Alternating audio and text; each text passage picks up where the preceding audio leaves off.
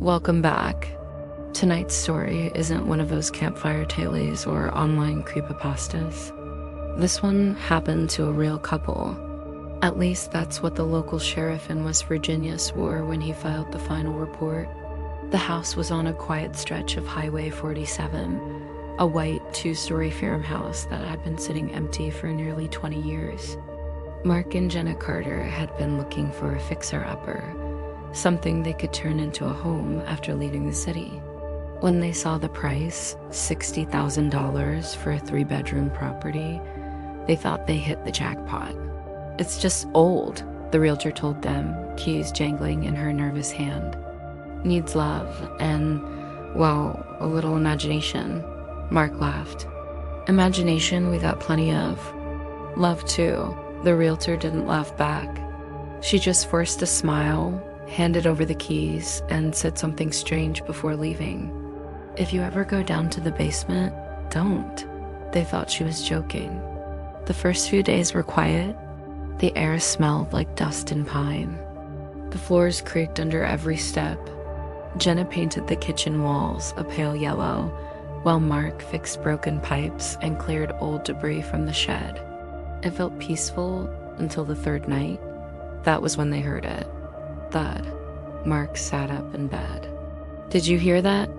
Jenna, half asleep, mumbled, "Probably raccoons." But then it came again, slow, heavy, and deliberate. Thud, thud, thud. It was coming from beneath them. Mark grabbed a flashlight and followed the sound to the narrow hallway behind the kitchen. The old basement door stood at the end, sealed shut with 6 thick metal locks, each one rusted and scratched, as if something had tried to claw its way out. "Jesus," he muttered. "What the hell is this?"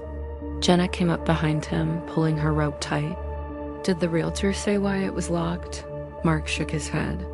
"No, but whatever's in there doesn't want to be." The sound stopped. Just silence. Thick, airless silence that made both of them hold their breath. Mark tapped one of the locks with his flashlight. "Probably pipes expanding or something," he said, though his voice trembled. They went back to bed, pretending everything was fine. But the banging came back the next night, louder, more insistent. Thud, Thud, thud, and then something that sounded like a low moan. Jenna covered her ears. "We need to call someone," she said. "Who?" Mark snapped. "A plumber? Ghostbusters?" But the truth was, he was scared too. The locks weren't normal. They weren't even uniform. Some were old iron, others newer, heavy-duty padlocks. Someone had sealed that basement door with intention. By the end of the week, Mark couldn't take it anymore. He grabbed a crowbar and said, "If it's rats, fine. If it's pipes, I'll fix him. But if it's someone messing with us, I'm gonna find out." Jenna begged him not to. "Please, Mark, just leave it alone. Let's move out if we have to." He smiled weakly. "We can't just run every time a door makes noise, Jen." That night, it didn't thud. It scratched. Long, dragging scratches up and down the wood like nails or claws. Then a whisper. Mark pressed his ear to the door. The voice was faint, wet. "Please, let me out." He stumbled back. Jenna screamed. When he looked again, he saw the lowest lock, the smallest one, hanging open. He hadn't touched it. Mark relocked it, his hands trembling, and they both slept in the car that night, parked under the stars with the house lights burning behind them. In the morning, the sounds were gone. Birds chirped, sunlight streamed through the kitchen window, and for a moment, everything felt normal again. Jenna made coffee. Mark fixed the porch railing. They didn't talk about the basement, not even once. But that evening, as the sun dipped behind the hills, Mark noticed something strange. All 6 locks were unlatched. Every single one. He froze. "Jenna?" he called. No answer. The sound came again, soft, rhythmic pounding, but this time not from behind the door. It was inside the walls. Mark didn't move for nearly a minute. The hallway was cold, too quiet, as if the air itself was holding its breath.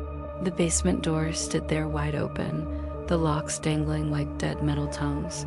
"Jenna?" he called again, louder this time. No answer. He stepped forward, his boots creaking on the warped wood floor.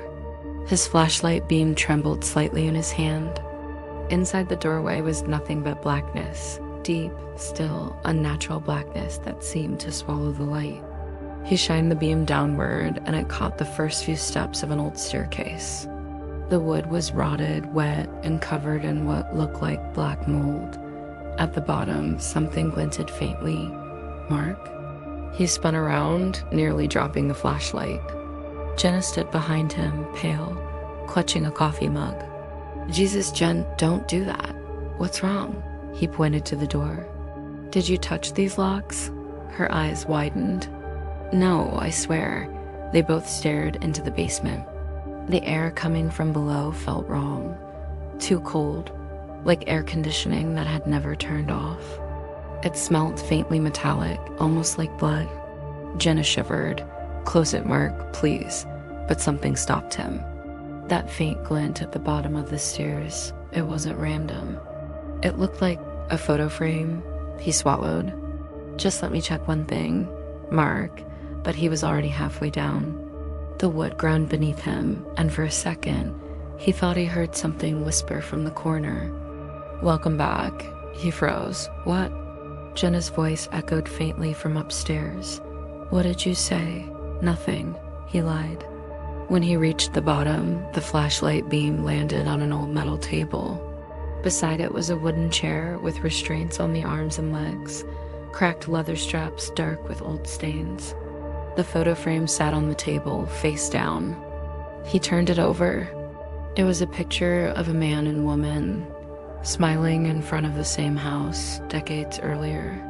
But the woman's face had been scratched out violently, deep gouges across the glass, digging through the paper underneath. Behind him, something shifted. Mark turned, light sweeping across the basement walls. There were symbols carved everywhere, messy, uneven shapes that looked like they'd been etched with fingernails. Circles, crosses, numbers, and one word repeated over and over. "Stay."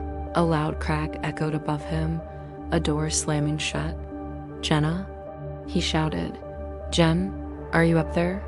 No reply. He ran up the stairs, two at a time. When he reached the top, the basement door slammed shut in his face with such force it made the walls shake. "Jenna!" He pulled at the handle. Locked. Every single lock had clicked back into place from the outside. Then from behind him in the darkness, a voice whispered, calm and low. "You let it out." Mark hit the door with his shoulder, yelling, "Jenna, open the door." But she couldn't hear him, because upstairs, Jenna was in the kitchen, staring at her reflection in the window, except it wasn't moving with her. The reflection smiled first. Then it lifted a hand and placed it flat on the glass from the inside. Jenna stumbled backward, knocking over a chair. The lights flickered once, then went out completely. Somewhere in the blackness of the house, the radio turned on, static hissing, then a soft, distorted voice. "It's so cold down here." Jenna grabbed her phone, trying to call Mark, but the screen only showed one message across the display. Basement opened. Downstairs, Mark was still pounding on the door. His flashlight flickered and died. For a brief second, he thought he heard breathing right behind his ear, wet, slow, like something that hadn't inhaled in years. He spun around, nothing. But then, from the far corner of the basement, he heard footsteps.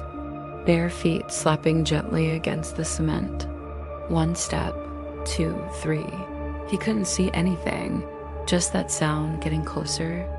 And then a whisper, softer than air, "Thank you." When the lights came back on, everything was silent. Jenna was standing in the kitchen, trembling. The reflection in the window was gone. It looked normal again. But the house didn't feel normal anymore.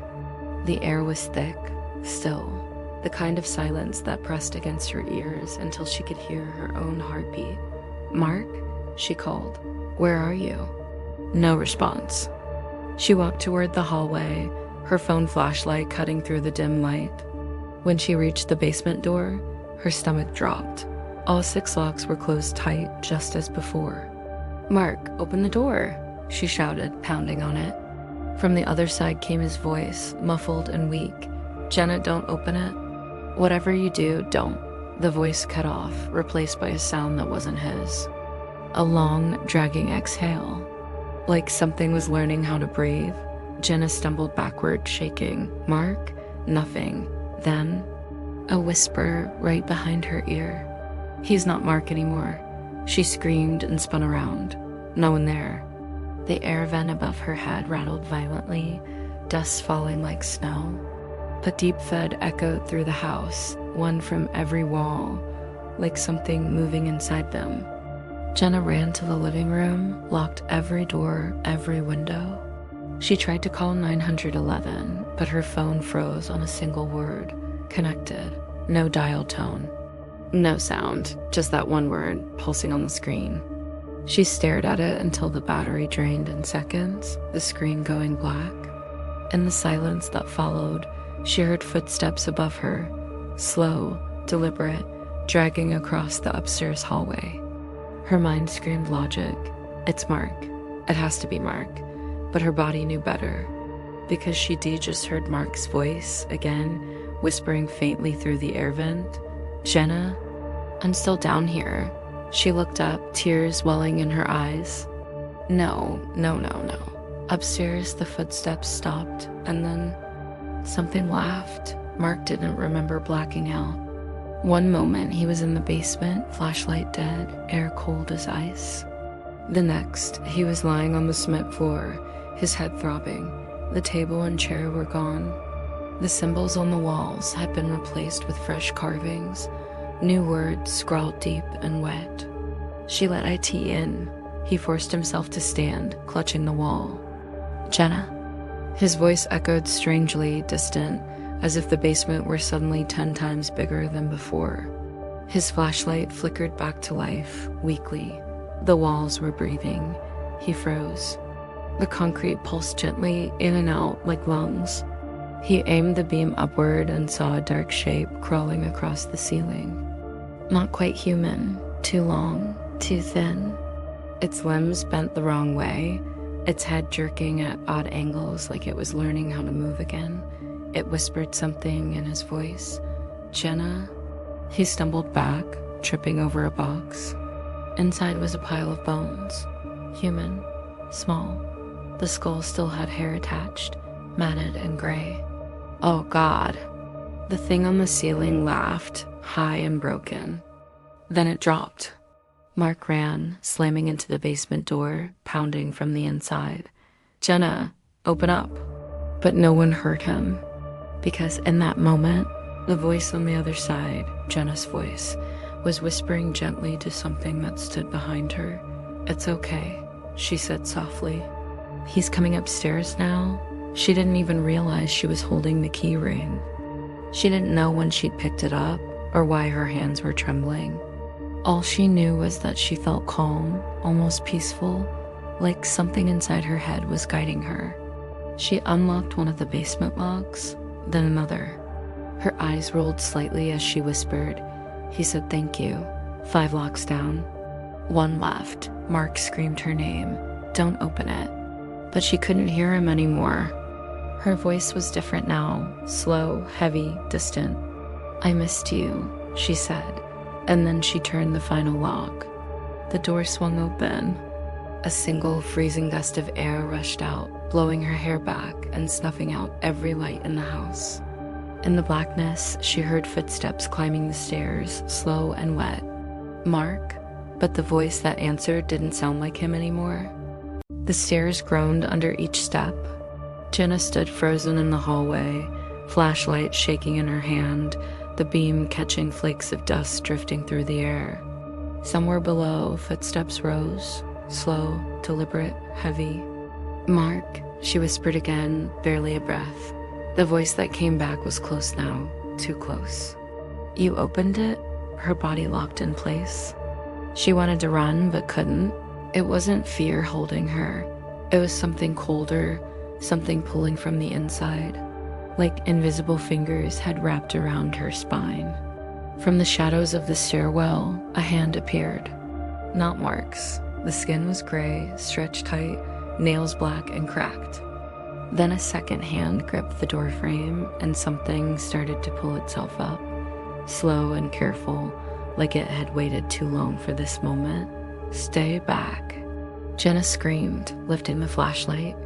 The light hit its face. For a split second, she saw what had been sealed away, something shaped like a person but wrong, like time had melted it. Eyes clouded white, mouth trembling open as if it couldn't remember how to speak. The smell hit her first, sweet, rotten, damp. Then, in a voice that wasn't its own, it said, "You should have stayed locked." Jenna stumbled back. The flashlight fell, its beam spinning wildly across the floor. She ran toward the front door, grabbing at the handle, but it wouldn't turn. Every lock snapped shut by itself, one after another, click, click, click, as if the house was alive and didn't want her leaving. Behind her, something moved fast. She turned just in time to see Mark, or what looked like him, standing at the bottom of the stairs. His eyes were sunken, skin pale as candle wax. He smiled faintly. "It's me," he said. But his voice was layered, like two people speaking at once. "Mark," he reached a trembling hand toward her. "I'm sorry. I didn't mean to open it." Jenna's heart cracked. She took one small step forward. "We can leave?" "We'll go, right now." He tilted his head. "We can't leave." Then he smiled wider, too wide, and his jaw clicked as if unhinging. "We belong here now." The lights above them exploded, glass raining down. The radio in the kitchen turned on again, blaring distorted static that almost sounded like screaming. Jenna ran upstairs, tears blurring her vision. The house seemed endless now, hallways stretching longer, walls shifting like breathing skin. Every door she opened led to another hallway, another locked door. Downstairs, the voice followed, a blend of Mark's tone and something ancient beneath it. "Don't run from home, Jenna." She burst into their bedroom and slammed the door, locking it. She crawled into the closet, gripping her phone though the screen was dead. She pressed herself against the wall, shaking, trying to breathe. Then, from the other side of the closet wall, came a whisper. "Do you remember what the realtor said?" Her heart dropped. "If you ever go down to the basement, don't." The wall behind her pulsed, soft like flesh. A cold hand pressed through the wood, fingers wrapping around her shoulder. She screamed, kicked the door open, and bolted for the stairs. The front door stood wide open now, wind rushing in, night spilling across the floor. She sprinted for it. The air outside was freezing, the kind that bites your skin, but she didn't care. She crossed the porch, feet pounding the gravel driveway, running until her lungs burned. Behind her, the house stood dark and silent again. The door shut slowly on its own. The next morning, a neighbor found her car still parked out front. The front door was locked. No one answered when they knocked. When the sheriff finally entered, he found the house empty. No signs of struggle, no blood, no footprints. But the basement door was sealed shut again, 6 locks. And inside the hallway mirror, faintly etched into the glass with something sharp, were 4 words. "Thank you for staying."